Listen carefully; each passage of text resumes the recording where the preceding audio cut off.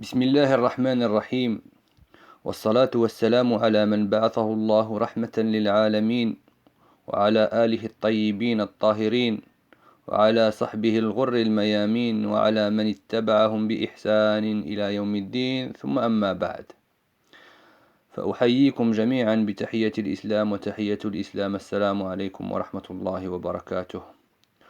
On se retrouve, mes frères et mes sœurs, pour un deuxième cours dans l'explication de Umdatul Fiqh, le pilier de la jurisprudence d'Ibn Qudamah al-Maqdisi rahimahullah ta'ala, dans le fiqh hanbali. Donc, je vais juste faire un petit rappel concernant celui qui délaisse la prière, avant de rentrer dans le chapitre de Al-Adhan ou Al-Iqama, que j'estime très important.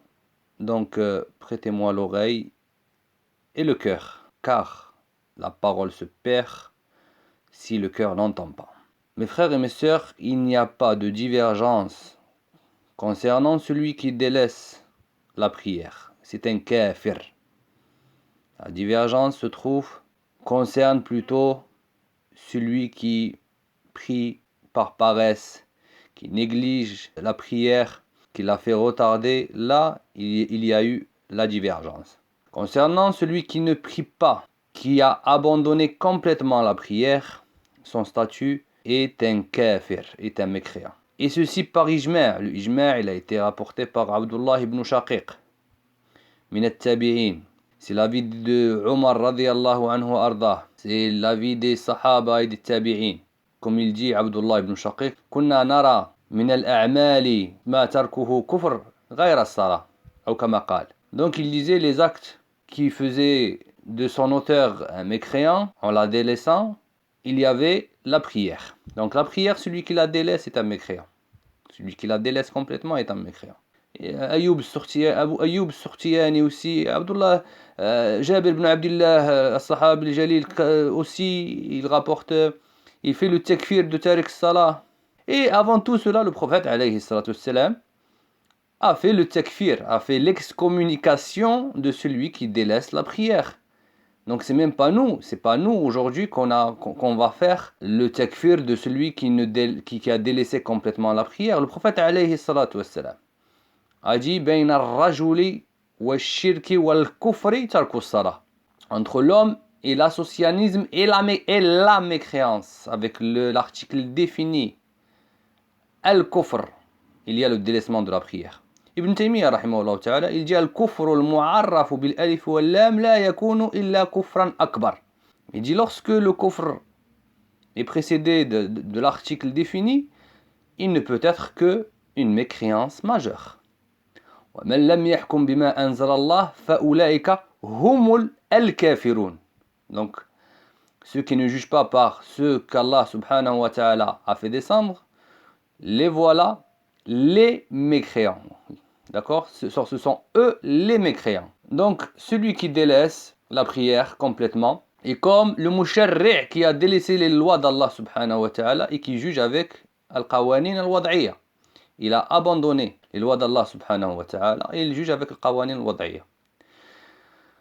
Donc, les gens qui disent qu'on ne fait pas le takfir de Tariq Salah, de celui qui a délaissé la prière, que s'il la renie, on dit ceci est la aqidah des Murji'a.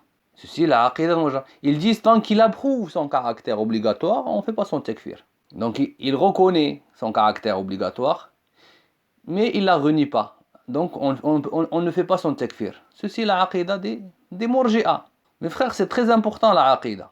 عندنا أقوال هي من الإيمان، عندنا اعتقادات هي من الإيمان، وعندنا أفعال هي من الإيمان، وكذلك عندنا أقوال هي كفر، وعندنا اعتقادات هي كفر، وعندنا أعمال هي كفر. D'accord? Tout comme la foi émane de la langue, du cœur et des organes, des actes, la mécréance émane de la langue, du cœur et des actes. C'est la même chose.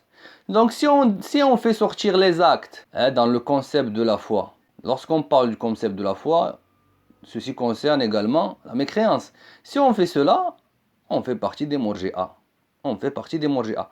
Les Murji'a qui font sortir les actes du concept de la foi. Donc, tant qu'il la reconnaît, la prière, il est considéré comme musulman. Donc ici, vous faites sortir les actes. Les actes, vous les faites sortir. Allah subhanahu wa ta'ala, en parlant de Fir'aun, en parlant de وَجَحَدُوا بِهَا وَاسْتَيْقَنَتْهَا أَنفُسُهُمْ ظُلْمًا وَعُلُوًّا. Le reniement se fait avec la langue. Donc la personne qui va dire clairement la prière n'est pas obligatoire, bien sûr, ceci fait partie de la mécréance majeure. Mais les gens de Ahl-Sunnah wal Jama'a ne limitent pas la mécréance majeure au reniement. On ne limite pas la mécréance majeure au reniement. Tant qu'il n'a pas renié, il est musulman. Donc ceci est un grand égarement dans la aqidah. Donc celui qui dit la mécréance se fait que par le reniement, par le juhud, d'accord, ou al-istihlal. Donc les Murji'a, ils font toujours al-istihlal ou le juhud. Donc c'est là leur égarement. Il y a des choses chez les gens de Ahl-Sunnah wal Jama'a qui font partie de la grande mécréance, de la mécréance majeure concernant les actes. Il y a des actes qui te font sortir de l'islam. Et il y a des actes, tout comme toutes ces choses qu'on a citées font sortir de l'islam, il y a aussi d'autres choses. Il y a des choses avec la langue, des croyances avec le cœur, et des actes qui font partie de la petite mécréance. D'accord? Mais ici, délaisser la prière, il y a eu un ijma' des sahaba sur la mécréance de celui qui la délaisse. Donc il faut bien comprendre cela. Donc ceci est une parenthèse avant de commencer Inch'Allah ta'ala babul adhani wal iqama. قال المؤلف رحمه الله تعالى باب الآذان والإقامة. الآذان لغة هو الإعلام. Le adhan dans la langue arabe c'est al-i'lam. C'est une annonce, une proclamation, c'est une information qu'on donne. D'accord? C'est une information, c'est une annonce qu'on donne. قال تعالى وأذان من الله ورسوله إلى الناس يوم الحج الأكبر dans Surat Tawbah. Et proclamation et annonce et information aux gens de la part d'Allah et de son messager, et annonce de la part d'Allah et de son messager aux gens le jour du grand pèlerinage. Shar'an, c'est quoi, d'un point de vue religieux, c'est quoi al-adhan? Al-adhan, c'est une annonce qu'on fait aux gens pour leur annoncer l'entrée du temps de la prière avec des mots bien précis. Si on donne une définition, voilà la définition de al-adhan, avec des mots bien précis qui ont été rapportés dans la sunna. D'accord? Huwa i'lamun bidukhuli waqti as-salah bi alfadhin makhsusa. D'accord? D'autre part, al-iqama s'appelle également adhan parce que on fait une annonce aux gens qui sont présents que la prière va commencer. قال المؤلف رحمه الله تعالى وهما مشروعان للصلوات الخمس دون غيرها للرجال دون النساء. قوله رحمه الله تعالى وهما مشروعان للصلوات الخمس دون غيرها. Il dit elles sont légiférées pour les 5 prières journalières seulement pour les hommes en dehors des femmes. Sa parole, elles sont légiférées pour les 5 prières seulement. Le sujet, wahuma mashrou'an, elles sont, revient à quoi? Revient au adhan et à l'iqama. Revient au adhan et à l'iqama. À l'appel de la prière, yani al-adhan et à l'iqama. Donc, damir ya'udu ala al-adhan et à l'iqama. Elles sont légiférées pour les 5 prières seulement. Donc on ne fait pas le adhan pour d'autres prières en dehors de ces prières-là. C'est ce qu'il faut bien comprendre ici. Comme par exemple la prière de Al-Kusuf, de l'éclipse, on ne fait pas le adhan. D'accord? Mais on appelle les gens, on dit As-salatu jami'ah. As-salatu jami'ah, comme ceci a été rapporté dans la sunna du prophète alayhi salatu wassalam. Donc, selon Aïcha radiallahu anha wa ardaha, dans Sahih al-Bukhari ou Muslim, أن الشمس خسفت على عهد رسول الله صلى الله عليه وسلم. فبعث النبي عليه الصلاة والسلام مناديا, il a envoyé le prophète عليه الصلاة والسلام, il a envoyé une personne, et la personne elle a dit as-salatu jami'a fajtama'u, elle a dit rassemblement pour la prière en groupe, d'accord. La prière de l'Eid aussi, on ne fait pas le adhan. La prière de l'Eid, on ne fait pas le adhan. Donc Jabir dans Sahih al-Bukhari et Muslim, il dit شهدت مع رسول الله صلى الله عليه وسلم الصلاة يوم العيد فبدأ بالصلاة قبل الخطبة بغير آذان ولا إقامة. Regardez. Dans Sahih al-Bukhari et Muslim, le prophète Jabir radiallahu anhu ardah, il dit j'ai assisté avec le messager d'Allah sallallahu alayhi wa sallam la prière le jour de l'Eid, la prière de l'Eid. Il a commencé par la prière avant le serment, sans adhan et sans iqama. Sans adhan et sans iqama. Donc pour l'Eid, il n'y a ni adhan ni iqama. D'accord. Et on ne dit pas, et l'imam ne dit pas, comme on le voit dans des mosquées, c'est une bid'a. Salatul Eid athabakumullah. Ça c'est une bid'a, c'est une innovation. La prière de l'Eid, qu'Allah vous récompense. L'imam rentre, et lorsque les gens le voient debout, il se lève pour faire la prière, et c'est là où il ordonne les gens de lier les rangs et de se mettre droit avant de commencer. Aussi pour salat l'istisqa. Salat l'istisqa, la prière de demande de pluie, on ne fait pas aussi l'adhan ou l'iqama. Donc ici, l'auteur, rahimahullah ta'ala, montre que cela est spécifique aux 5 prières journalières. D'accord? Aux 5 prières.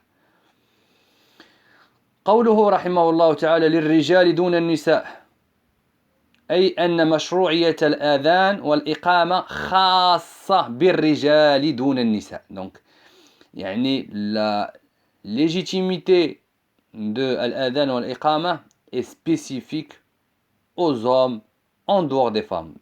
Donc la femme n'a pas à faire le adhan. La femme n'a pas à faire le adhan ou l'iqama. Après l'iqama, si elle est toute seule et que personne ne l'entend parmi les ajanib, ou si elle est avec juste des femmes, elle peut la faire. D'accord, elle peut la faire. Après l'adhan pour les hommes, huwa fard kifaya. Huwa fard kifaya, c'est-à-dire si quelqu'un le fait, cela n'incombe pas aux autres de le faire. D'accord. Fard kifaya, la fard ayn.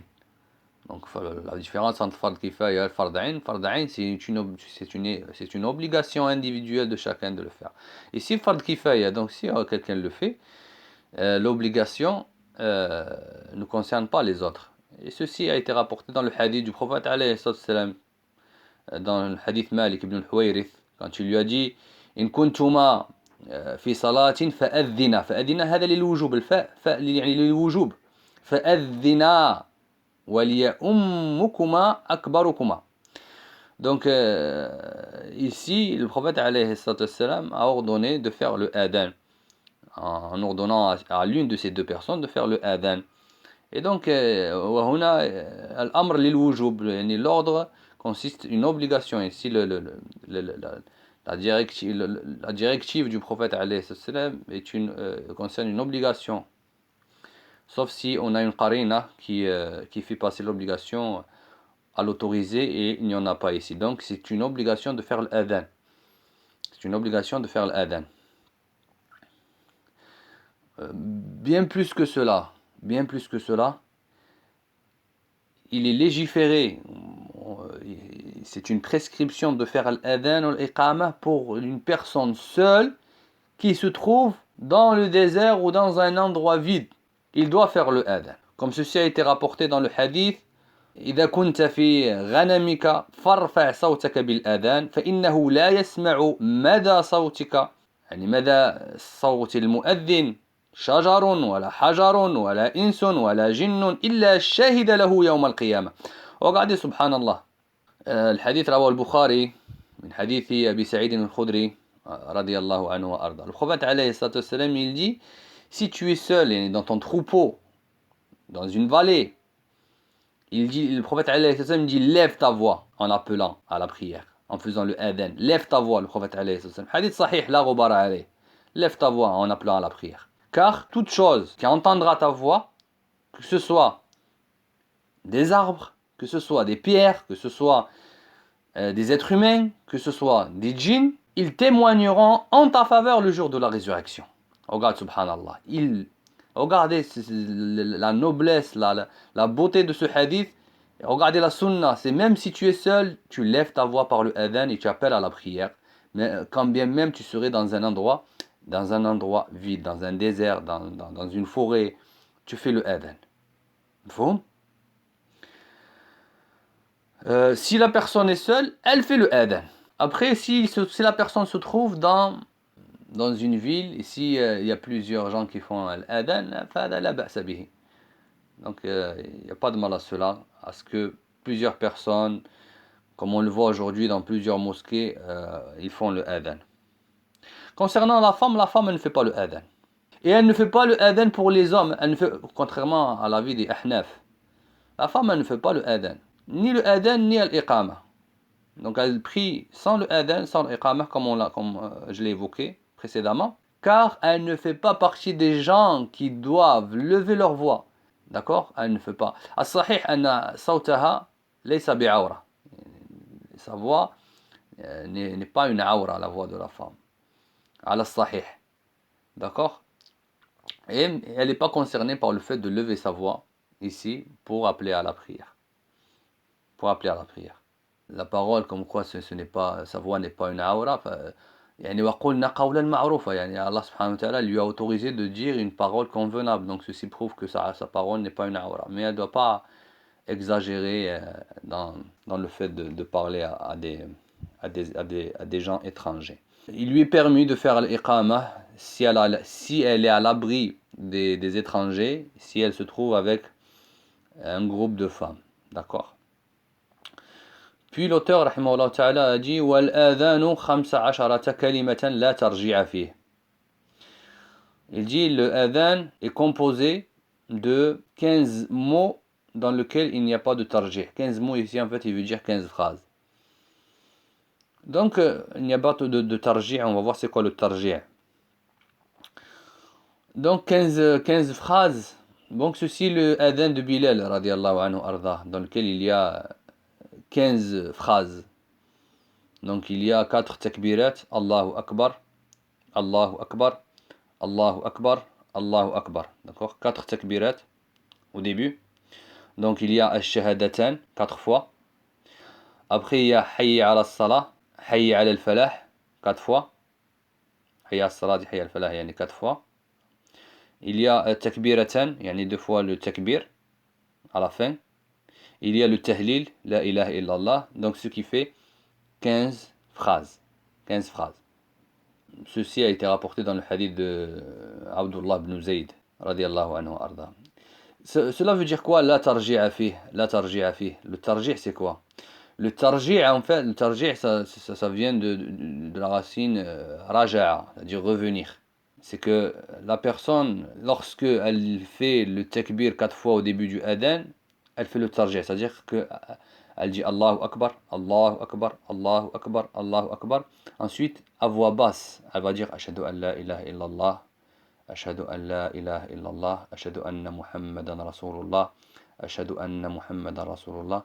Puis il va lever sa voix en répétant la même chose. Ashhadu an la ilaha illallah, Ashhadu an la ilaha illallah, Ashhadu anna Muhammadan Rasulullah. Ashhadu anna Muhammadan Rasulullah. Donc ces 4 phrases, en fait, il fait le tarjih. Le tarjih, c'est qu'il va les dire dans un premier temps à voix basse et dans un deuxième temps avec une voix élevée. D'accord? On appelle ça le tarjih. Ici, il dit le mu'allif la tarji'a fi. Il ne fait pas le tarjih. C'est-à-dire le tarjih, c'est-à-dire répéter 2 fois, il ne le fait pas. À voix basse puis à voix haute, il ne le fait pas. D'accord? Donc ici il montre que l'adhan est légiféré avec 15 phrases sans faire le tarjih. Et ceci est le adhan de Bilal radiallahu anhu arda. Et il y a le adhan de Abi Mahdhoura qui fait 19 phrases, mais le adhan le plus fort et le plus utilisé c'est le adhan de Bilal radiyallahu anhu arda, parce que bon, c'était le adhan avec lequel qui était pratiqué au temps du prophète alayhi salam et Bilal a continué à le faire après la mort du prophète alayhi salam. Donc l'adhan il a plusieurs formes, il y a plusieurs types de adhan comme tout comme tashahhud, il a plusieurs formes. Dua l'istiftah, il a plusieurs formes. Donc, mais ici pour l'adhan, donc le mu'allif rahimahullah ta'ala, il montre cette forme, ce type dans lequel il y a 15 phrases. D'accord? Puis l'auteur il dit rahimahullah ta'ala wal iqamatu ihda asharata kalima. Ensuite, il passe à l'iqama après avoir montré le nombre de phrases dans l'adhan, il montre le nombre de phrases dans l'iqama. Il dit wal iqamatu ihda asharata kalima, et l'iqama est composé de 11 phrases, 11 mots, c'est-à-dire 11 phrases. Donc, c'est quoi? C'est Allahu Akbar, deux fois. Ashhadu an la ilaha illallah, une fois. Ashhadu anna Muhammadan Rasulullah, une fois. Hayya ala salah, une fois. Hayya ala al-falah, une fois. Qad qamatis salatu, qad qamatis salah, deux fois. Faites très attention à cela. Beaucoup de gens qui font l'iqama, ils la disent qu'une fois. Qad qamatis salatu, qad qamatis salah. Allahu Akbar, la ilaha illallah. D'accord? Donc il y a deux fois qad qamatis salah, qad qamatis salah. Et au début, il y a deux fois Allahu Akbar, et à la fin, il y a deux fois Allahu Akbar. D'accord? Et ces 11 phrases représentent l'iqama de Bilal aussi, radiyallahu anhu arda. Donc ici, l'auteur, il montre le adhan et l'iqama de Bilal, radiyallahu anhu arda. Puis l'auteur, rahimahullah ta'ala, il dit وَيَنْبَغِي أَنْ يَكُونَ الْمُؤَذِّنُ أَمِينًا صَيِّتًا عَالِمًا بِالْأَوْقَاتِ. Il dit le mu'allif, rahimahullah ta'ala, il dit le mu'adhin, celui qui fait le adhan, doit être une personne digne de confiance. Sayyitan, qui a une voix haute, audible. Aliman bil awqati, qui connaît parfaitement les horaires de prière. Donc هذه هي الصفات التي ينبغي أن تتوفر في المؤذن. Donc ce sont ici les caractéristiques qui doivent se trouver chez le mu'adhin. Dans sa parole aminan, amin, digne de confiance. Pourquoi il dit amin? Car il informe les fidèles de l'entrée du temps de la prière. Il informe les fidèles de l'entrée du temps de as-subh. Donc les gens qui font le jeûne, ils vont arrêter de manger. Et ils font l'imsak. Et les gens qui font le jeûne aussi le soir, à Al-Maghrib, il fait l'appel à Al-Maghrib pour qu'ils rompent le siyam. Donc la personne doit être digne de confiance. La personne doit être digne de confiance. Dans sa parole, sayyitan. Sayyitan, ça veut dire quoi en arabe ce mot sayyitan? Cela veut dire il doit avoir une voix haute. D'accord, sa voix elle doit être audible et forte. Il ne doit pas avoir une petite voix qu'on n'entend pas. Il doit avoir une voix haute pour que les gens puissent entendre sa voix. Donc si sa voix est faible et les gens ne l'entendent pas, il ne doit pas faire le adhan. Il ne doit pas faire le adhan. Dans sa parole, aliman bil awqat, c'est-à-dire il doit connaître parfaitement les horaires de prière. Il doit connaître, il doit avoir son calendrier, il doit connaître les horaires pour que les gens ne prient pas avant l'heure et pour que les gens également ne prient pas une fois lors de la prière dépassée. Donc il faut qu'ils connaissent parfaitement l'heure de l'entrée de la prière. قال المؤلف رحمه الله تعالى ويستحب أن يؤذن قائما متطهرا على موضع عال مستقبل القبلة. Donc, après avoir cité les caractéristiques du mu'adhin, le mu'allif rahimahullah ta'ala, il parle de ce qui est mustahab, de ce qui est recommandé. Il montre les sunan du adhan. Donc, ce qui est recommandé de faire, il dit, donc ici, il passe aux choses recommandées, donc ce n'est pas une obligation. Il dit, أن يؤذن قائما. La meilleure des positions pour le mu'adhin, c'est qu'il fasse le adhan en étant debout. Mais s'il le fait en étant assis, ceci est accepté, ceci est autorisé. Mais le mieux, c'est que le mu'adhin fasse le adhan en étant debout. S'il le fait assis, il s'oppose à la sunna du messager sallallahu alayhi wa sallam. Donc c'est aussi une recommandation, ce n'est pas une obligation d'être en état de pureté. Il ne faut pas qu'il soit en état d'impureté mineure ou majeure. Il ne faut pas qu'il soit en état de janaba, il ne faut pas qu'il ait perdu ses ablutions, al-hadath al-asghar. Mais s'il le fait en état de janaba, son adhan est accepté. Après il part pour faire son ghusl. Fala ba's. D'accord? Pourquoi? Parce que l'être humain, le croyant, le fidèle, peut invoquer Allah subhanahu wa ta'ala dans toutes ces situations, comme le prophète alayhi salam le faisait. Mais al-afdal an yakuna ala tahara. Donc ici, le muallif, il a cité la purification parmi al-mustahabbat pour faire le adhan. Comme j'ai dit, il est préférable qu'il soit en état de purification. Concernant le hadith la yu'adhinu illa mutawaddi', ceci est un hadith qui est munkar, qui est faible. Celui qui n'est pas en état de purification ne fait pas le adhan, ceci est un hadith qui est faible. D'accord? Donc la personne peut faire le adhan. Ceci est autorisé. Puis il dit ويستحب أن يكون المؤذن قائما على le mu'adhin, il est préférable qu'il soit sur un endroit élevé, en hauteur, pour que les gens puissent l'entendre. Il se met sur le sath, sur le toit de la mosquée, ou sur le manara, ou sur le minaret, pour que les gens puissent entendre sa voix. Aussi, l'auteur il dit wa mustaqbil al-qibla, et il se dirige vers la qibla.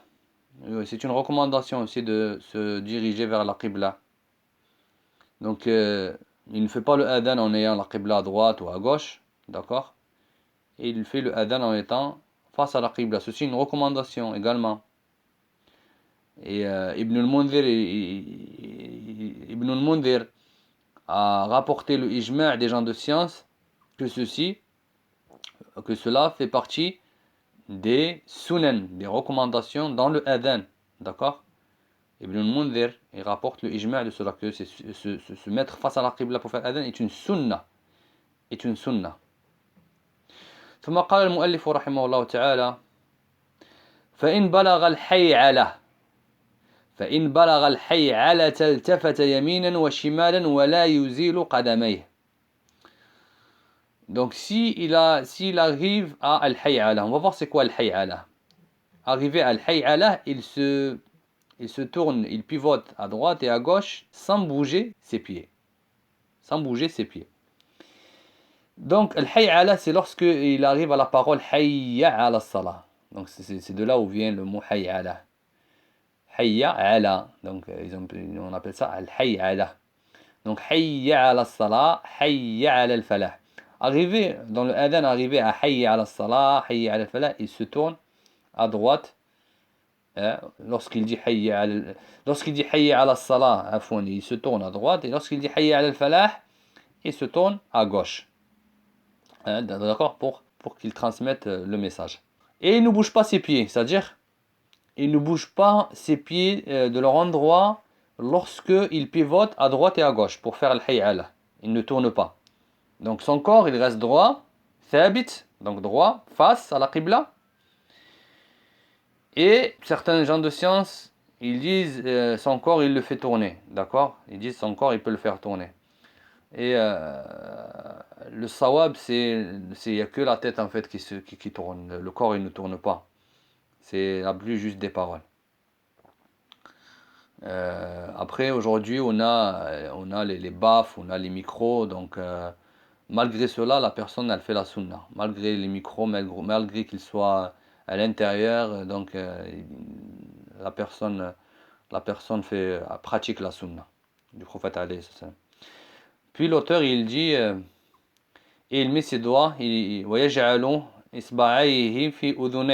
ses doigts dans ses oreilles. Ceci est une recommandation, ce n'est pas aussi une obligation. Le mu'adhin met ses doigts dans ses oreilles. Il met al-sababa dans ses oreilles. D'accord? Ceci a été rapporté, bon, il y a un hadith apporté par At-Tirmidhi, Ahmad, Ghayruhuma, ainsi que d'autres, selon Aoun ibn Abi Juhayfa, selon son père.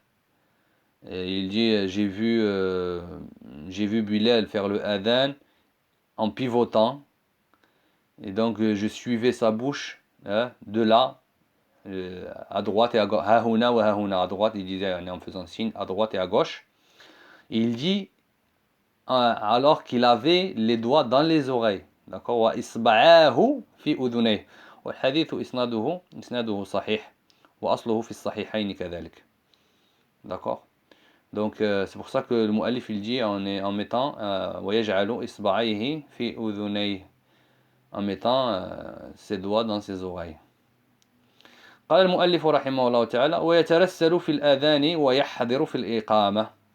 قوله ويترسل في الآذان، يترسل في الآذان، cela veut dire quoi يترسل في الآذان؟ C'est-à-dire que dans le adhan لا يسرع, il le fait lentement, d'accord. Allahu Akbar, donc lentement, contrairement à l'iqama qu'on va voir juste après.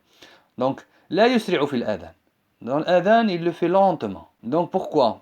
Pour annoncer, parce que c'est une annonce de l'entrée du temps pour ceux qui sont loin, pour ceux qui sont préoccupés par des choses, par le travail, et pour ceux qui ne sont pas à la mosquée, pour ceux qui ne sont pas à la mosquée. Et il doit pas lier aussi les deux takbirat, comme on le voit aujourd'hui. C'est une erreur quand on voit les mu'adhdhinin, ils font Allahu Akbar, Allahu Akbar. Non, ceci est une erreur. Donc il doit couper entre les deux takbirat. Il doit dire Allahu Akbar, Allahu Akbar. Il ne doit pas lier les deux. D'accord? Ceci est une erreur. Donc chaque mot, chaque jumla doit être mustaqilla. Chaque phrase doit être distincte de l'autre. Allahu Akbar. Et ensuite, il dit Allahu Akbar. Mfhoum? Donc il laisse un temps de repos entre les deux phrases. Il s'arrête. D'accord? Puis l'auteur, rahimahullah ta'ala, il dit وَيَحْضِرُ فِي الْإِقَامَةِ. أيوة. الإقامة ما معنى ويحضر في الإقامة؟ يحضر في الإقامة, c'est-à-dire que الإقامة يسرع فيها. الإقامة, il doit la faire rapidement, contrairement à l'adhan. Pourquoi? Parce que c'est une annonce du commencement de la prière pour les gens présents. Donc les gens sont là, contrairement à l'adhan. L'adhan, il doit le faire lentement, hein, pour que les gens aient conscience que la prière, son temps est entré. Et ceci est une sunna. Ceci est une sunna. C'est une sunna du prophète alayhi salam. Aussi les erreurs dans lesquelles tombent les mu'adhdhinin aujourd'hui, c'est chantonner avec le adhan. Allah, comment ça? Subhanallah. Le adhan ne se fait pas de cette manière. Simple. Bilal le faisait simplement. Maintenant, les gens font le adhan comme si ils lisaient le Coran avec le tartil, carrément avec le tajwid, ils cherchent à faire des maqamat, et tout ceci ne fait pas partie de la sunna. D'accord? Yulahhin al-adhan. Ceci ne fait pas partie de la sunna. Aussi lorsqu'il fait le adhan, il va par exemple faire le premier takbir lentement et le deuxième, il va le faire rapidement. Il va faire Allahu Akbar et dans le deuxième, Allahu Akbar. C'est l'une des erreurs qu'on trouve chez les mu'adhdhinin. Tu dois avoir le même rythme et lentement. ثم يقول المؤلف رحمه الله تعالى ويقول في آذان الصبح بعد الحيعلة الصلاة خير من النوم مرتين. Puis l'auteur il dit rahimahullah ta'ala, le mu'adhin dit dans le adhan du subh après al-hay'ala, vous savez maintenant c'est quoi, as-salatu khayrun min an-nawm, yani la prière est meilleure que dormir. La prière est meilleure que dormir. Deux fois. Le adhan de la prière du subh, il a cette khusousiya, il a cette spécificité qui est de dire la prière est meilleure que dormir. C'est dans le seul adhan de la journée qu'on trouve cette phrase-là. La prière est meilleure que dormir. Et cela, dans la langue arabe, s'appelle at-tathwib. Cela s'appelle at-tathwib. Et la plus juste des paroles, c'est que cette phrase-là, elle se trouve dans le deuxième adhan, parce que vous savez que dans le adhan du subh, il y en a deux. D'accord? Donc, elle ne se trouve pas dans le premier adhan, mais cette phrase-là se trouve dans le deuxième adhan. Car le premier adhan, en fait, c'est pour attirer l'attention des gens qui dorment que le temps va rentrer. Le deuxième, pour dire que le temps de al-farida, le temps de la prière obligatoire, est entré et que c'est mieux de se lever et de ne pas dormir. Puis l'auteur, rahimahullah ta'ala, il dit ولا يؤذن قبل الأوقات إلا لها لقول رسول الله صلى الله عليه وسلم إن بلالا يؤذن بليل فكلوا واشربوا حتى يؤذن ابن أم مكتوم. L'auteur il dit le mu'adhin ne fait pas le adhan avant l'heure de la prière, conformément à la parole du messager d'Allah sallallahu alayhi wa sallam. Bilal fait le adhan la nuit, donc mangez et buvez jusqu'à ce que Ibn Maktoum fasse le deuxième adhan. D'accord? Donc ici pour montrer qu'il y avait deux adhan. Et donc il est interdit au mu'adhin de faire le adhan avant les quatre prières, yani al-dhuhr, al-asr, al-maghrib et l'isha.